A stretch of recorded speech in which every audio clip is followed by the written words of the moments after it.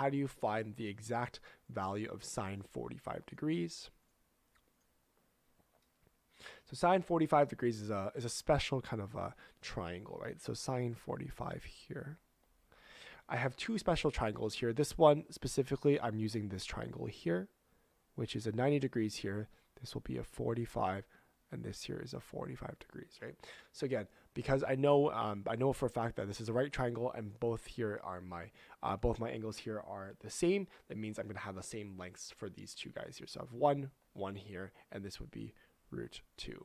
So this here is a special triangle. You need to know these special triangles. The other one is a 60, 30, 90 triangle that you need to know as well. So the other triangle, I can write that down as well. This would be again, this would be another special triangle that you would need to know. And you can work with this in terms of in radians, or if it was in degrees as well. So I'm going to write this down in terms of radians. So don't worry if you don't worry about it. So I have here, this would have been a 60 degrees. This here is a 30 degrees, and this would be this here is 1, 2, and this is root 3 here. So again, these two special triangles I need to know.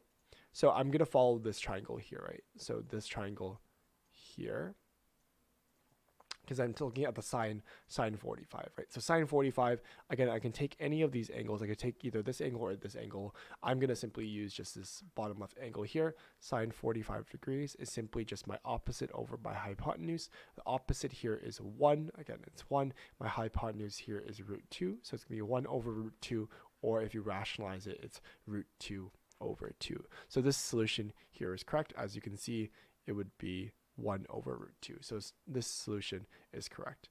It's good explanation as well for my and I like how they included the special triangle here. So solution is correct. Good explanation and inclusion of special triangle.